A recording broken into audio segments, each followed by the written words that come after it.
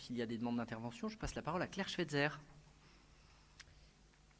Monsieur le maire, en cumulant les fonctions de maire d'Angers, de président d'Angers-Loire Métropole et de président de l'Agence de financement des infrastructures de transport, vous percevez comme rémunération près de 12 000 € d'argent public tous les mois, dont les 5 000 que votre majorité s'apprête à vous voter. 12 000 €. Quand le salaire moyen des Français, pour ceux qui ont la chance d'avoir un travail à plein temps, est de 3 000 €, et quand le salaire minimum des agents de la mairie est de 1 500 €, est-ce vraiment faire preuve de décence et de probité que de s'octroyer une telle rémunération? Je me permets donc de rappeler nos propositions pour une démocratie renouvelée, une démocratie de confiance et de décence. Pas de cumul de mandats ni d'activités professionnelles, le maire et ses adjoints se consacrent entièrement à leurs fonctions. Vous devriez donc, monsieur le maire, à mon sens, consacrer l'intégralité de votre temps de travail à vos fonctions de maire d'Angers et ne pas vous disperser dans un cumul de fonctions. Rémunération du maire et des adjoints, plafonnée à 3 fois le salaire minimum des agents de la municipalité, avec petit correctif sur les adjoints en effet, soit 4 500 € en tout et pour tout, pour vous, monsieur le maire, ce qui devrait être suffisant pour vous assurer une vie digne, à l'abri du besoin. Merci Madame Schweitzer.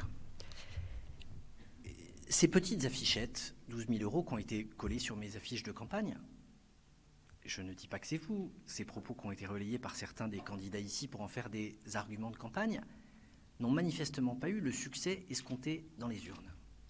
Je vous invite à un minimum de modestie dans la façon dont vous prenez la parole, en vous autorisant parfois à penser que la majorité n'est peut-être pas de votre avis, et que rien de ce que vous décrivez n'est inconnu des Angevins, et qu'il ne semble pas que ces arguments aient été jugés dirimants par les électeurs.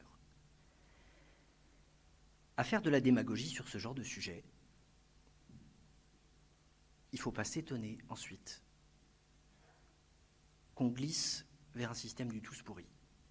Et ça me semble compliqué d'appartenir à un parti politique qui est dirigé par un homme qui considère que sa personne est sacrée, et dans le même temps, de faire en sorte de vouloir donner des leçons à la terre entière. Les montants que vous évoquez ne sont pas exacts, pour une raison simple, c'est que vous cumulez des montants mensuels bruts en additionnant tout ça. C'est le jeu, c'est un jeu dans lequel je n'entrerai pas.